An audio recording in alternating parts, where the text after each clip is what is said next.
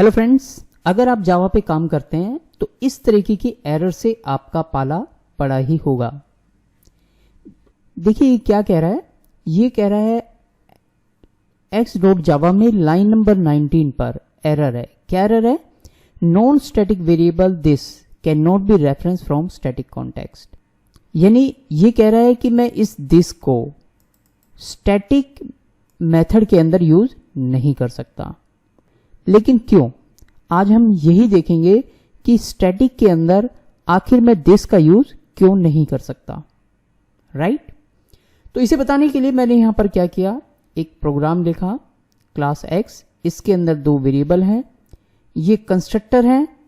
जो भी वैल्यू यहां पर आएगी वो इन इंस्टेंस वेरिएबल को असाइन करने के लिए मैंने लिख दिया this dot A. This dot A मतलब इन वेरिएबल को वैल्यू जाएगी, और जहां पर सिंपल ए है इसका मतलब ये वो वाली वैल्यू है जो यूजर यहां पर पास करेगा, यानी जो इस ए में आएगी। ऐसे ही सेम बी के लिए जो वैल्यू आएगी वो वाली वैल्यू मैंने किसे असाइन कर दी, दिस डॉट बी को, यानी इस वाले बी को असाइन कर दी। ठीक है, तो दिस का मतलब ये उन वेरिएबल को रेफर करेगा जो इंस्टेंस के अंदर यानी जो ऑब्जेक्ट के अंदर जाने वाले हैं, यानी ये वाले वेरिएबल। ऐसे ही मैंने एक कैलसी मेथड बनाया कि जो भी वैल्यू यूजर पास करेगा वो मैंने दिस डॉट ए के साथ प्लस करके डिस्प्ले करा दी। दिस डॉट ए मतलब इंस्टेंस वाले ए के अंदर जो भी वैल्यू आएगी। ये मेरा कैलसी मेथड है।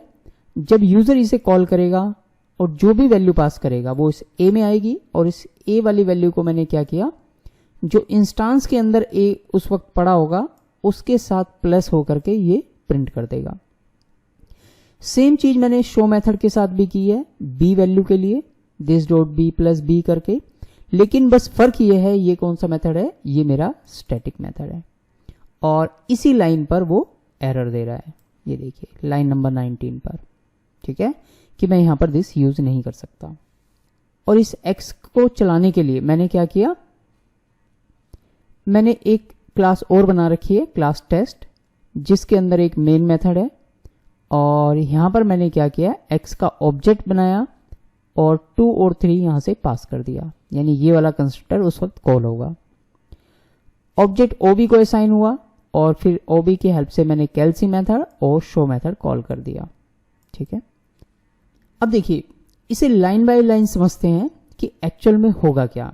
मान लीजिए कंपाइलर ने इसे अलाउड कर दिया होता, ठीक है, करेगा नहीं वो कंपाइल होना, लेकिन अभी हम थोड़ी देर के लिए मान लेते हैं कि क्लास x में कोई प्रॉब्लम नहीं है और ये कंपाइल हो जाएगी, ऐसा हम एज्यूम कर लेते हैं।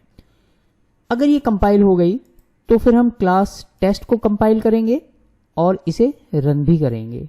ठीक है, अब जब क्लास टेस्ट रन होगी तो उस वक्त क्या होगा, उस वक्त ये मेन मेथड एग्जीक्यूट होगा। लेकिन मैं आपको बता दूं कि मेन मेथड के एग्जीक्यूट होने से पहले भी मेमोरी में बहुत कुछ हो चुका होता है। तो वो क्या होता है उसे स्टेप बाय स्टेप देखेंगे, ताकि आपको ये बिल्कुल क्लियर हो जाए कि दिस हम स्टैटिक में क्यों यूज नहीं कर सकते। देखिए जैसे ही आप टेस्ट क्लास को रन करेंगे तो जेवीएम क्या करेगा, सबसे पहले रिक्वायर्ड क्लासेस को लोड करेगा। तो जब आप क्लास टेस्ट को रन करेंगे तो उस समय किस क्लास की जरूरत है, उसे टेस्ट क्लास की जरूरत है सबसे पहले। तो वो क्लास टेस्ट को मेमोरी में लोड करेगा। ये होगा स्टेप नंबर 1। क्लास लोड हो गई। क्लास लोड होने के साथ ही वो ये देखेगा कि क्लास टेस्ट के अंदर कौन कौन से मेंबर ऐसे हैं जो स्टैटिक हैं। क्या देखेगा स्टेप नंबर 2 पर, कि इस क्लास टेस्ट के अंदर कौन कौन से मेंबर ऐसे हैं जो स्टैटिक है, वो उन्हें भी मेमोरी में लोड कर देगा। ध्यान रहे, मेमोरी में लोड होने का मतलब ये नहीं है कि उन्होंने एग्जीक्यूशन भी स्टार्ट कर दी।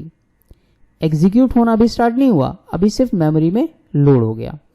तो क्लास टेस्ट के अंदर कुछ स्टैटिक है क्या? बिल्कुल है।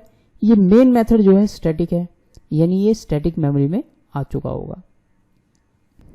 अब स्टेप 3 पर जाएगा। स्टेप 3 क्या है कि JVM will search the main method in static pool. क्योंकि स्टैटिक मेमोरी में ये जा चुके हैं तो वो क्या करेगा, मेन मेथड को सर्च करेगा अब क्योंकि मेन मेथड ऑलरेडी अवेलेबल है तो वो उसे मिल जाएगा। Step number 4, JVM will start executing the main method। उसके बाद वो मेन को एग्जीक्यूट करना स्टार्ट करेगा। अब देखिए, जब वो मेन को एग्जीक्यूट करना स्टार्ट करेगा तो सबसे पहली लाइन है ये, यहां पर वो देखेगा कि कौन सी क्लास का यूज हुआ है, एक्स क्लास का यूज हुआ है। तो जिस क्लास की भी इसे जरूरत पड़ेगी उसे मेमोरी में लोड करेगा। तो अब क्लास एक्स मेमोरी में लोड होगी, पहले ये नहीं थी। ठीक है, अब क्लास एक्स मेमोरी में आई।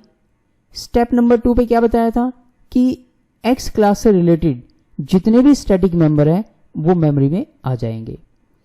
तो अब देखिए, इस स्टेप पर क्या होगा, इस क्लास एक्स से कौन सा स्टैटिक मेंबर है, सिर्फ ये मेंबर है, ये स्टैटिक पूल में जा चुका होगा। अभी देखो, अभी क्लास लोड ही हो रही है, लेकिन एग्जीक्यूशन स्टार्ट होने के बाद ऑब्जेक्ट बनने से पहले ये सारे काम हो रहे हैं। अभी ऑब्जेक्ट बना नहीं है, अभी तो क्लास लोड होगी, उसी के बाद तो ऑब्जेक्ट बनेगा। तो क्योंकि अभी क्लास लोड हो ही रही है और क्लास लोड होने के बाद सेकंड स्टेप क्या आया कि उसके जो स्टैटिक मेंबर है वो मेमोरी में आ चुके हैं।